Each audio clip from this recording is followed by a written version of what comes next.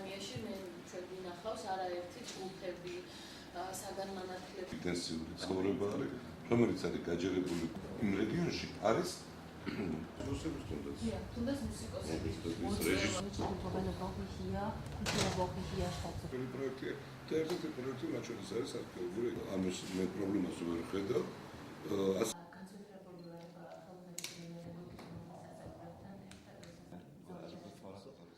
ლაპარაკი არის გამოფენებზე, უკვე დაკონკრეტებულია მაისისთვის გამოფენა გერმანელი მხატვრების, რომელმაც ადრე იმოგზაურეს ჩვენს ქვეყანაში და მოამზადეს უკვე ნამუშევრები და ეხლა ისევ წარმოაჩენენ მას ჩვენთან. ამავე დროს საუბარია კინოპროდუქციაზე, რომელიც უნდა იყოს ორი მხარის მიერ შექმნილი თანადაფინანსებით ბუნებრივია, სადაც ამავე დროს მოგახსენეთ გათვალისწინებული იქნება ხელოვნების სასწავლო უნივერსიტეტის ფუნქცია და ინტერესები.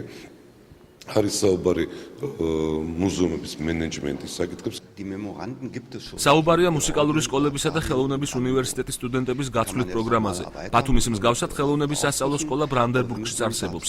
სწორედ ამიტომ საერთო პროგრამების განხორციელებით დაინტერესებულები ვართ. ჩვენ ბათუმთან მემორანდუმი გაფორმებული გვაქვს და მის გამტკიცებას ვაპირებთ. დღეს ბათუმის ხელოვნების უნივერსიტეტი მასპინძლობდა გერმანიის ბრანდენბურგის სამთავრობო დელეგაციას, რომელიც იყოფება აჭარის უმაღლესი საბჭოს მოწვევით. შეხვედრაში მონაწილეობდნენ აგრეთვე საზღვაო აკადემიის, ბათუმის შოთა რუსთაველის უნივერსიტეტის წარმომადგენლები. შეხვედრა შეეხებოდა თანამშრომლობას გერმანიისა და ბათუმის უმაღლეს საგანმანათლებლო დაწესებულებებს შორის.